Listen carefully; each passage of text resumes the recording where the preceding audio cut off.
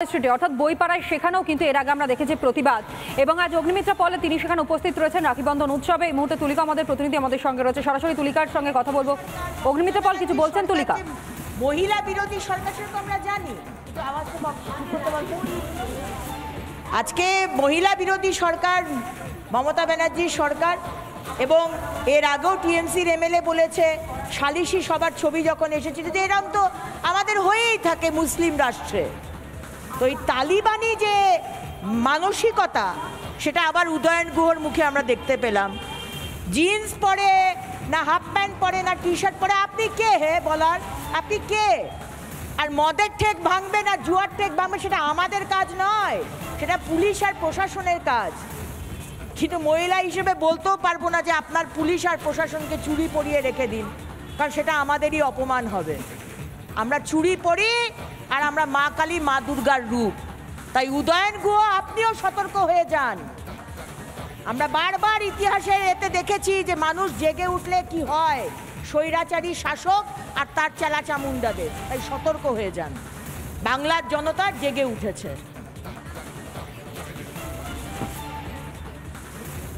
We are protesting for our daughter, for our sister, Abhaya, who was brutally শুনতেই পাচ্ছি যেখানে আজকে রাখি বন্ধন কার্যত কোথাও গিয়ে সেই অভয়ার জন্য বিচার চাওয়ার একটা মাধ্যম হয়ে উঠেছে।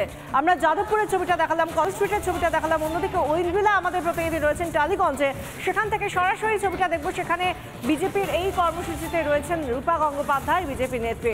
আমরা কথা বলবো, আমাদের সঙ্গে রয়েছেন আমাদের প্রতিনিধি ঐন্দ্রিলা। ঐন্দ্রিলা, আজকে এই মুহূর্তে রূপা গঙ্গোপাধ্যায় কি করছেন এবং রাখি বন্ধনের ছবিটাই বা কি? একেবারে বিশাখা দেখো,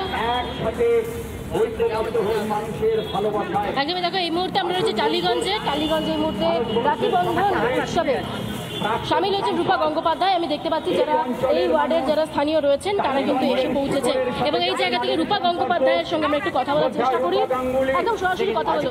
দিদি, আজকে রাখি বন্ধন উৎসব, একদিকে অভয়ের বিচার এখনো পেল না গোটা রাজ্যবাসী, গোটা দেশ, এই রাখি বন্ধন উৎসব। ইন্দ্র একটু থামা।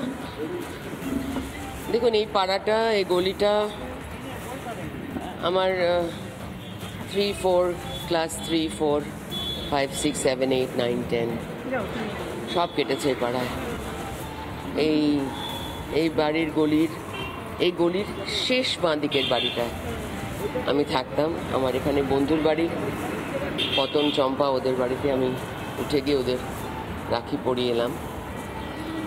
আমরা চেষ্টা করছি সকল মানুষের মধ্যে আজকের তারিখে এই অনুষ্ঠানের মাধ্যমে মানুষের মনের মধ্যে একটা ভ্রাতৃত্বের সম্পর্ক, যারা এরকম ঘৃণ্য অপরাধ করেছে তাদের বিরুদ্ধে মুখ খুলবার সাহস তৈরি করা। এত লজ্জাকর একটা পরিস্থিতি পশ্চিমবঙ্গে এসে দাঁড়িয়েছে, যেখানে মাননীয় মুখ্যমন্ত্রী তার স্বাস্থ্য দপ্তর এবং পুলিশ দপ্তর, হোম ডিপার্টমেন্ট সবটাতেই তিনি খুব বড়োভাবে ফেইলিয়ার। এবং আমরা চাই যেভাবে পশ্চিমবঙ্গের মানুষ শান্তিপূর্ণভাবে নানান জায়গায় আন্দোলনরত হয়েছে, আমরা সকলে মিলে একসঙ্গে সবাই তার মতন সামর্থ্য অনুযায়ী, ক্ষমতা অনুযায়ী, যোগ্যতা অনুযায়ী সবাই তার মতন করে তাদের বক্তব্য রাখুন, এগিয়ে আসুন। উদয়ন গুহ এরই মাঝে বেশভূষা নিয়ে মহিলাদের একটি বিতর্কিত মন্তব্য করেছেন।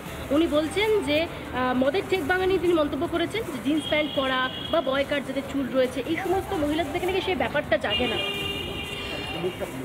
দেখুন, উদয়ন গুহ ভদ্রলোক কোনো সভ্যতা ভব্যতাই জানেন বলে আমার কদিন ধরে মনে হয়নি। 8-9 বছর ধরে তো সকলের সম্বন্ধে শুনছি, জানছি, এরা কিছুই জানেন না। সমস্যা হচ্ছে এই মানুষগুলোর জন্যই তো আজকের এই পরিস্থিতি।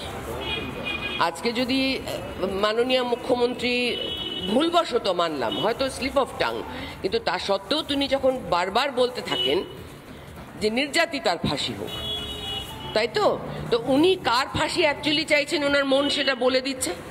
ধরে নিলাম এটা স্লিপ অফ টাং, তাহলেও আমি বলি যে সেই মানুষটা যার ডিপার্টমেন্ট, যার দায়িত্ব, তিনি সমস্ত কজন ডাক্তারকে ট্রান্সফার করিয়ে দিলেন কেন? যাতে ইনভেস্টিগেশনে দেরি হয়। তারা নানান জায়গায় ছড়িয়ে যাবে রাজ্যে, ইনভেস্টিগেশনে ডাকলে তারা আসতে পারবে না, সেটাই তাদের সবচেয়ে বড় সুবিধে।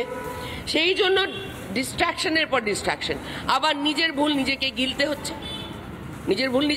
ক্যান্সেল করতে হচ্ছে। কালকে তো মানে পশ্চিমবঙ্গ দেখিয়ে দিল, খেলার মাঠে মোহনবাগান, ইস্ট বেঙ্গল, মোহামেডান সব দেখিয়ে দিল কালকে, মানে মানুষ বেরিয়ে আসলো। আমাদের এক এক সময় রূপা গাঙ্গুলি তিনি রয়েছেন টালিগঞ্জে, অন্যদিকে যাদবপুরে পুলিশকে হাতে রাখি পরিয়ে দিচ্ছেন লকেট চট্টোপাধ্যায়। বিট্টু রয়েছে, বিট্টু।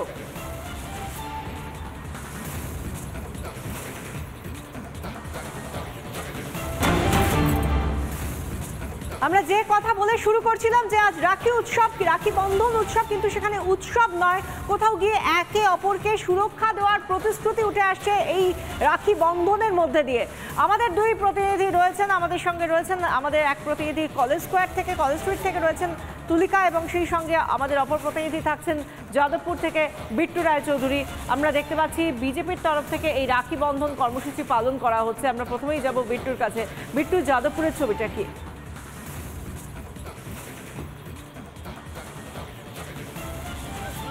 দেখো, এই মুহূর্তে লকেট চট্টোপাধ্যায় তিনি পুলিশকে রাখি পরাচ্ছেন, সেই ছবি যেখানে দাঁড়িয়ে বিভিন্ন প্রশ্ন উঠে আসছে, পুলিশি নিরাপত্তা নিয়ে প্রশ্ন উঠে আসছে। লকেট চট্টোপাধ্যায় কি বলছেন একবার জানার চেষ্টা হয়ে যান, এটাই বলবো। পুলিশদের বলবো তাড়াতাড়ি সুস্থ হয়ে উঠুন, আপনারা এই ষড়যন্ত্রে পা দেবেন না, তাড়াতাড়ি সুস্থ হয়ে যান। সবাই চাইছে, সবার বাড়িতে মা বোন স্ত্রী আছে, সবাই চাইছে। পুলিশদেরকে বলবো তাড়াতাড়ি তারা সুস্থ হয়ে উঠুন, স্বাভাবিক সমাজে ফিরে আসুন। একদম এটা কোনো প্রতিবাদ, আজকে শুভেচ্ছার কোনো নেই, আজকে বিচারের জন্য রাখি বলানো হচ্ছে। আজকে সবাই, নারী পুরুষ নির্বিশেষে সবাই এই বাংলাটাকে বাঁচাক, মেয়েটার বিচার চাই, আজকে বিচারের জন্য রাখি, এটাই বলবো, প্রতিবাদের রাখি। আজকে উদয়ন গুহ বিভিন্ন মন্তব্য করছেন, দেখা যাচ্ছে যে তিনি সোশ্যাল মিডিয়াতেও মন্তব্য করেছেন, কি বলবেন?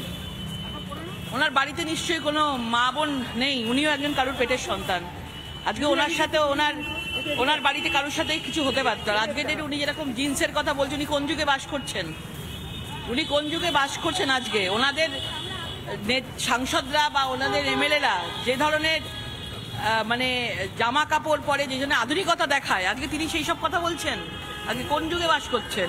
মানে এই সব লোকেদেরকে মানুষের হাতে ছেড়ে দেওয়া উচিত। একটা বিষয় বারবার উঠে আসছে যে আজকের রাখিটা অত্যন্ত একটা অন্য সময়ের মধ্যে দিয়ে যাচ্ছে, এই রাখি আর সেই রাখি নয়। আজকে কি ভারাক্রান্ত আপনারা অনেককে দেখছি? একদম, আজকে এই খুশির রাখি নয় এটা। আজকে একটা আমাদের কাছে একটা, আমরা অন্ধকারের একটা যুগে দাঁড়িয়ে আছি, এবং আজকে যেভাবে বিচারের জন্য আমরা কোনো রাজনৈতিক রং না, আমি কোনো রাজনৈতিক কথা আমি আজকে বলবো না, কোনো পার্টির কথা আমি আজকে বলবো না। আমরা সবাই এখানে এসেছি এবং আমরা রাজনীতিকে বাদ দিয়ে আমরা প্রত্যেকটা মানুষের হাতে রাখি পরাচ্ছি, আমরা বিচার চাই। এবং দাদারা যারা রয়েছেন, বোনেরা যারা রয়েছেন, সবাইকে একটা কথা, এটা কোনো নারীর লড়াই নয়, এই লড়াই আমাদের মনে হয় মনুষ্যত্বের লড়াই, মানুষের সঙ্গে অমানুষের লড়াই চলছে, এবং মানুষের লড়াইয়ে সবাইকে একসাথে আসতে বলছি। এবং যেভাবে এই বিচার ব্যবস্থাটাকে পুরোপুরিভাবে ধিমিয়ে দেওয়ার চেষ্টা করছেন মুখ্যমন্ত্রী, রাজনীতিকরণের চেষ্টা করছেন, আমরা এখানে রাজনীতি করতে দেবো না। বঙ্গভঙ্গের বিরুদ্ধে রবীন্দ্রনাথ ঠাকুর রাখি বন্ধন উৎসব পালন করেছিলেন, এবং এই বন্ধনটা আজকে কি একত্রিত করার জন্য এই বন্ধন, এই প্রতিবাদের? আমরা সবাইকে বলবো আমাদের বিচার আলাদা হতে পারে, আমাদের মতামত আলাদা হতে পারে, রাজনৈতিকভাবে আমাদের নীতি আলাদা হতে পারে, কিন্তু মনুষ্যত্ব তো সবাই এক। এবং আমরা তো বিবেক তো প্রত্যেকের আছে, আমরা যারা মানুষের সেবা করতে এসেছি, এবং আমাদের একটাই চোখ যে বিচার চাই। এদিক থেকে ওদিক থেকে বিভিন্নভাবে সোশ্যাল মিডিয়ায় কে কি লিখছে তাকে ডেকে নিয়ে তাকে লালবাজারে ধমক দিয়ে বসিয়ে দেওয়া, মামলা করা, এসব করে কেউ কিছু করতে পারবে না। আমাদের যত ডাকু, কোটি কোটি মানুষ আমরা লালবাজারে গিয়ে হাজির হব, কিন্তু একটাই কথা বলবো, আমরা বিচার চাই। আপনি বলেছিলেন যে নোটিশের পরিপ্রেক্ষিতে আপনি যাবেন না, আইনিভাবে লড়াই করবেন, পরবর্তীকালে আবার কোনো নোটিশ পেয়েছেন? দেখানো কিছু নোটিশ পাইনি, দেখা যাক কি হয়। পুরো যেতে হবে আমাদেরকে, কি কতটা কি করতে পারে। পুলিশের কোনো মেরুদণ্ড আছে কি? আজকে তো এনাদেরকে বললাম তাড়াতাড়ি সুস্থ হয়ে উঠুন, আপনারা অসুস্থ হয়ে পড়েছেন, সেই যুগেই রয়েছেন, বাড়িতে মা বোন সবাই রয়েছে, কালকে আপনাদের বাড়ির সাথেও এটা করতে পারে। আমরা আশা করছি যে এই জিনিস যে জায়গায় পৌঁছে গেছে, আজকে সুপ্রিম কোর্টেরও নজরে এসেছে, আমরা আশা করছি যে খুব তাড়াতাড়ি আমরা যেন এটা বিচার পাই। কিন্তু একটাই আশঙ্কা, এরা যেভাবে মানে প্রমাণপত্র লোপাটের চেষ্টা করছে, যেভাবে উঠে পড়ে লেগেছে, সেটা লজ্জার ব্যাপার। মানে যারা বিচার চাইছে না, এই সরকার শুধু ভোট করার জন্য এসছে, কোনো বিচার ব্যবস্থার জন্য এই সরকার তৈরি হয়নি। সাধারণ মানুষ কি ভাবছেন একবার আমি দেখাতে বলবো, কারণ এখানে প্রচুর মানুষজন রয়েছেন যারা রাখি পড়ছেন এই মুহূর্তে দাঁড়িয়ে। আমি দেখতে পাচ্ছি তারাও রাখি পড়েছেন এবং তাদের বক্তব্য একবার শুনে নেওয়ার চেষ্টা করবো। দাদা একটু আসুন। এই ক্ষেত্রে দাঁড়িয়ে আমি দেখতে পাচ্ছি যে তিনিও এই মুহূর্তে লকেট চট্টোপাধ্যায় যে বক্তব্য রাখছেন সেই বক্তব্যের প্রেক্ষিতে তিনি মোবাইল ফোনে বন্দি করছেন। এই মুহূর্তে তিনি রাখি পড়েছেন, প্রচুর এরকম রাখি পড়ার কার্যত বিষয় দেখা যাচ্ছে। আমি দেখতে পাচ্ছি সরাসরি যে লকেট চট্টোপাধ্যায় এই সেই রাখি, যে রাখির মাধ্যমে সাধারণ মানুষকে এক সূত্রে বাঁধার চেষ্টা করছেন। যে আন্দোলন চলছে, যে মুভমেন্ট চলছে, সেই মুভমেন্টের প্রেক্ষিতে দাঁড়িয়ে আমি একবার যারা সাধারণ মানুষ রয়েছেন তাদের সঙ্গে একবার কথা বলে নেওয়ার চেষ্টা করব যে আজকে রাখি পড়লেন আপনারা সবাই মিলে, রাস্তায় যারা রয়েছেন তারা প্রত্যেকে, এইটা কি এক সূত্রে বাঁধা আন্দোলন? বেশ, একটু তুমি নজর রাখো অন্যদিকে কলেজ স্ট্রিটে অর্থাৎ বইপাড়ায় সেখানে